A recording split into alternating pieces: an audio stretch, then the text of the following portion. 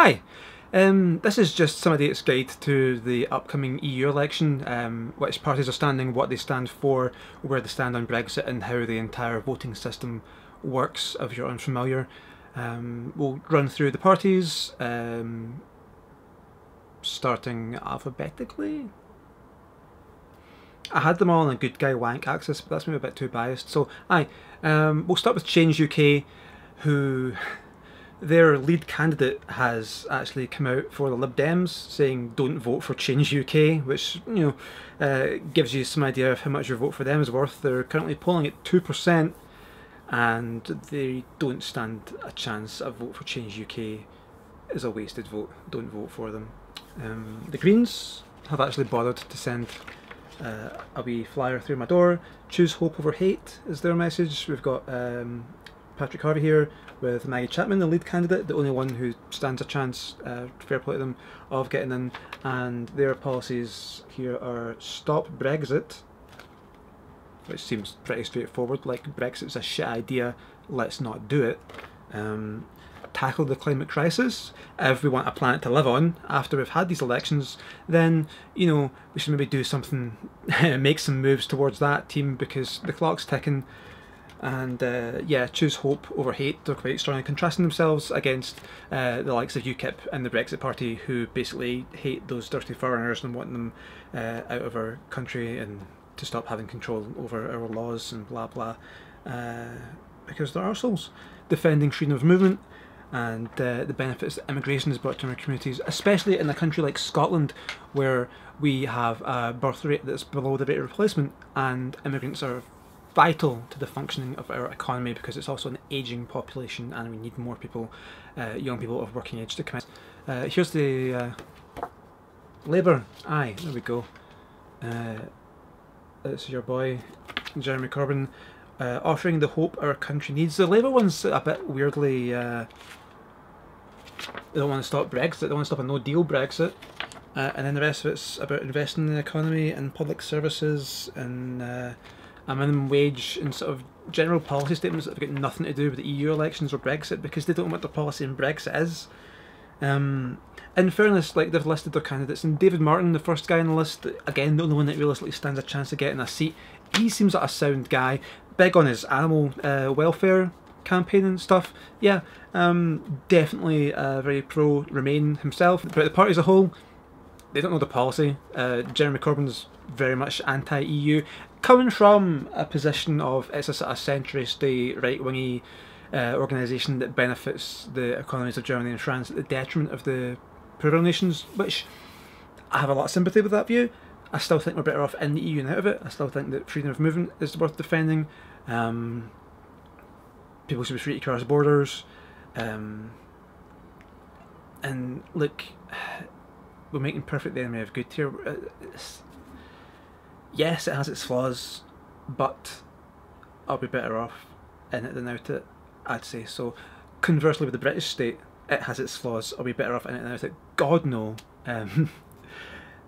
It's the baddies. Like look at the history of Scotland's been complicit in some of its many war crimes over the years. This situation in Ireland and beyond and going further back in history, but the British Empire is very much a force for evil in the world, and we'd be better off out of it. I'm getting sidetracked here. The Lib Dems. What can we say about the Lib Dems? They're staunchly pro-Remain. Fair fucks to them. They have always been a party of the European Union. That's one of their things. But what about their other word? In other words,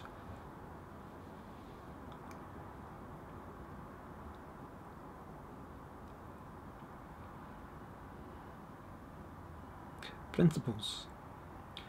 What about their other principles? What do they stand for? We don't know, because they'll betray them in a second if it seems like they're going to sniff of power, as we saw with the coalition with the Conservative Party. They just cast all their promises aside and said, well, look, in the interests of stable governance, we're going to have to actually usher in a new age of austerity and evil, and watch as the poor and disabled die by the thousand.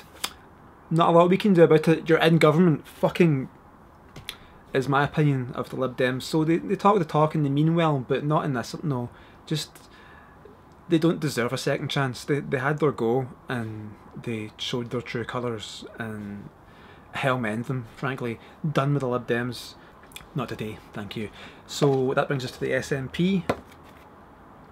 Scotland's for Europe, let's say it loud and clear, riffing off of the fact that 61% of those who voted in the EU referendum in Scotland voted to remain. It's a very pro-Remain area.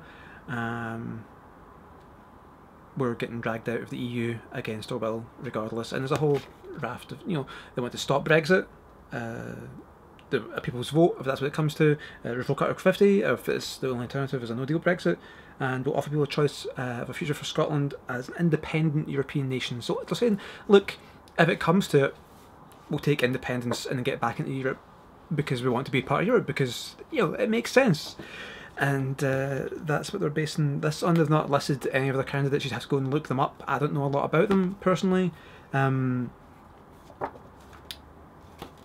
My problem with the SNP, it's kind of a broad church.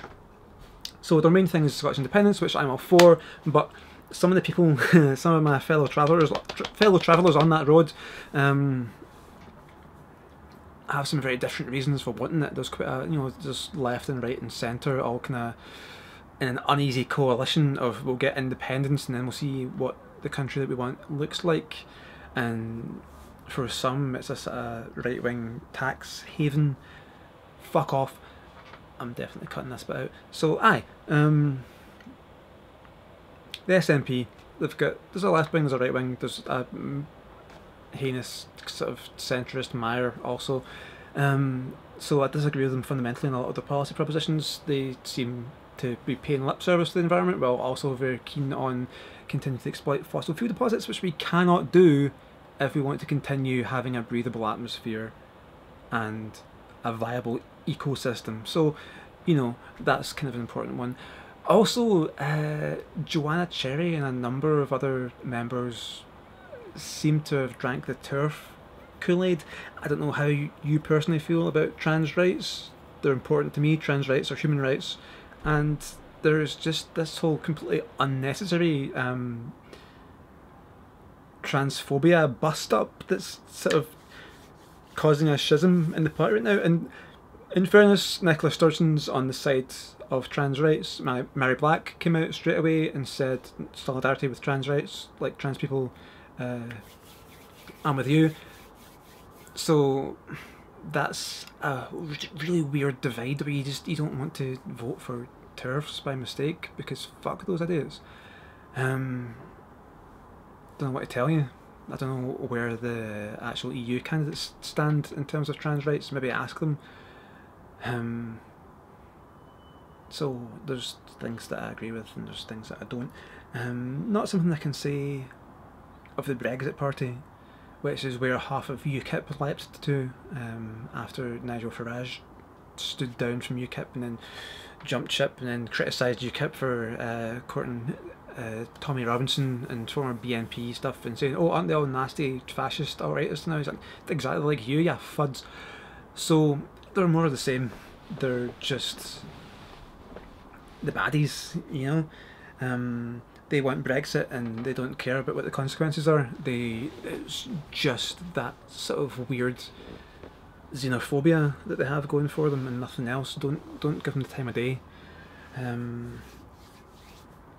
Speaking of people not to give the time of day, it's the Make Nicola Sturgeon Listen party. Your vote is for my Scottish Conservative Unionist team, and for the Unionist and Conservative Party. They don't like to mention their name. And their policies are: Nicola Sturgeon's revealed that she wants another divisive independence referendum. Your vote will tell Nicola Sturgeon no more referendums. SNP referendum. They want a sensible Brexit that frees our fishermen from damaging common fisheries policy. A Brexit that works for Scotland and the whole UK.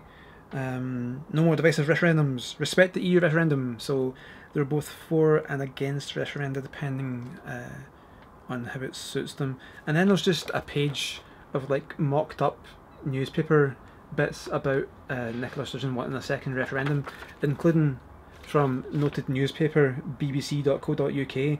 These people are absolute weapons and don't deserve to be outside of the nearest bin. Not even once. I'm sure there's nice people in the Conservative Party. I just don't know what they're doing associating with the rest of the monsters in the Conservative Party. And the Scottish Conservatives try and wash their hands of a lot of the crimes of the UK government, but that's just because they haven't had a chance to do the same thing in power, and if you give it to them they will, and it'll just be more disabled people dying for lack of benefits. It's awful. They're awful, and you shouldn't vote for them. And that quite neatly brings us to UKIP, who have, if anything, gotten worse since the days of Nigel Farage, because now, yeah, they have veered even further into the bin of inequity as people like Count Dankula and Carl of Swindon. They're just reactionary right-wing bigots, frankly, and there's no reason to vote for them unless you are a reactionary right-wing bigot, in which case I doubt you can work a computer, so there's no way you're watching this video, and some clown in makeup's not going to sway your opinion anyway, so there's no point. Just, you know, look, I've got the figures in front of us right here from the most recent poll, and that's the thing, they've been going up and down, so always keep the most recent polls in mind. And this one actually had a reasonable sized Scottish subsample. That's the other thing, a lot of these, like, you dig into it and it's like, oh, Scottish subsample of 128 people, not statistically significant, you need 1,000. These numbers put the Greens on 11%, Labour on 10, Lib Dems 7, SNP 38, Brexit 20, Tories 10, UKIP 2, Change UK 2. So nobody who's on 2% is getting anywhere. Lib Dems, it looks unlikely at this point. It's certain that the Brexit Party is going to get a seat. That's unpleasant, but there's nothing we can do about it. And here's how the D'Hondt system works. What we do is,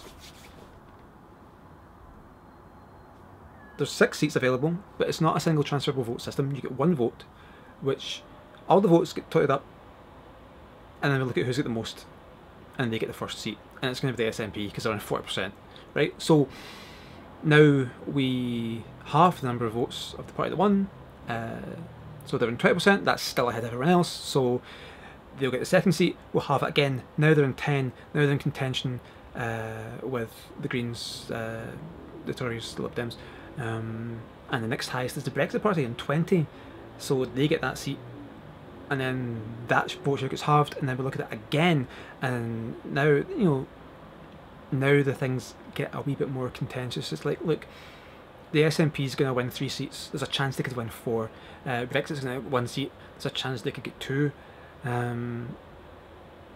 Labour, maybe.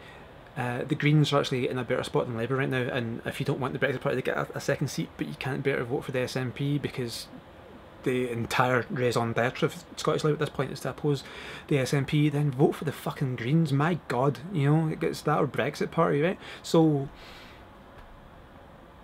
ideally we'll see 1 Green seat, and the least worst of the remaining options, 1 Labour, 4 SNP.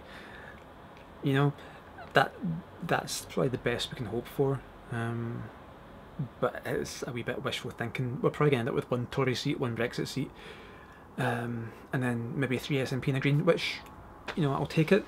The thing is, if you want the SNP in, vote for the SNP. If you want the Greens in, vote for the Greens. If you're not that fussed whether that 1 seat goes to the SNP or the Greens, then vote for Greens, because right now, the way the numbers are, it's looking more likely to be Greens, but that could change. Keep your eye on the polls, always look for the most up-to-date info, ask what was the sample size, is it significant, is it a Scottish subsample, because often they'll take a UK-wide poll which is significant and then the Scottish subsample is 1/10 of that and it's not, so a thing to watch out for when you look at the polls. And there's always outliers and blah blah blah, but as of right now, my advice to you as a responsible human being who cares about the environment aside from anything else is vote green. But that's just one nerd's opinion. Thank you very much for taking the time. Good luck. Good luck. Off his fuck.